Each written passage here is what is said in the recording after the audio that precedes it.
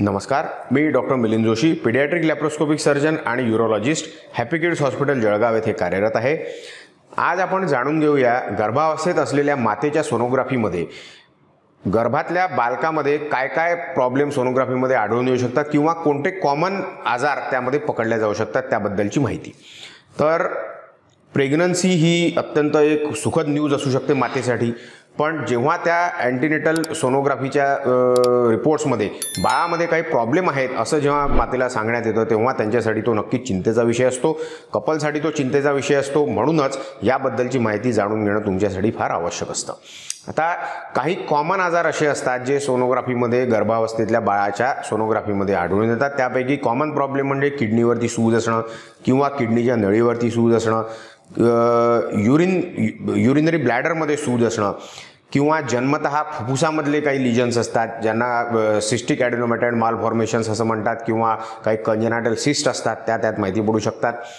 त्याशिवाय जन्मतः असलेले हृदयाचे आजार, जसं हृदयामध्ये काही ॲबनॉर्मल छिद्र असणं किंवा हृदयाच्या ज्या मुख्य रक्तवाहिन्या असतात त्यांची अदलाबदल झालेली असणं किंवा हृदयाचे जे 4 कप्पे असतात त्यापैकी एखादा कप्पा पूर्णपणे डेव्हलप झालेला नसणं किंवा 2च्या ऐवजी तिथे एकच कप्पा दिसणं, अशा प्रकारचे सुद्धा काही कॉमन प्रॉब्लेम अँटीनेटल सोनोग्राफीमध्ये बाळाच्या दिसू शकतात। त्याशिवाय फाटलेले ओठ किंवा फाटलेले टाळू किंवा मेंदूवरची सूज किंवा पाठीच्या मणक्यांमध्ये असलेले डिफेक्ट ज्यांना मेनिंगोमायलोसिल असं म्हणतात किंवा स्पायना बायफिडा असं सुद्धा म्हणतात किंवा पाय वाकडे असणं, पायांमध्ये व्यंग असणं, अशा प्रकारचे प्रॉब्लेमसुद्धा अँटीनेटल सोनोग्राफीमध्ये कॉमनली बाळाच्या दिसू शकतात।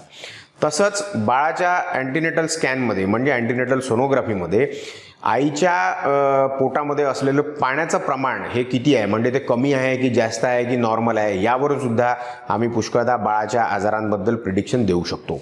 त्याशिवाय आतड्यांचे काही कॉमन प्रॉब्लेम ज्याला कंजेनाटल डायफ्रामॅटिक हर्निया असं म्हणतात, म्हणजे आतडे हे पोटामध्ये न राहता ते छातीमध्ये आलेले असतात, तो सुद्धा प्रॉब्लेम अँटीनेटल सोनोग्राफीमध्ये पुष्कळ कॉमनली डिटेक्ट होतो।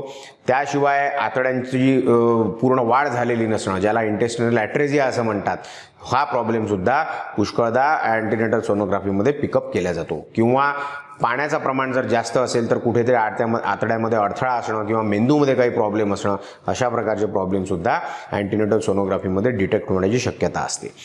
आता या सर्व आजारांपैकी जी सर्वात जास्त ज्याला आपण शंका म्हणू शकतो किंवा मिसअंडरस्टँडिंग ज्याला म्हणतो ते प्रॉब्लेम असतात किडनी संबंधी प्रॉब्लेम।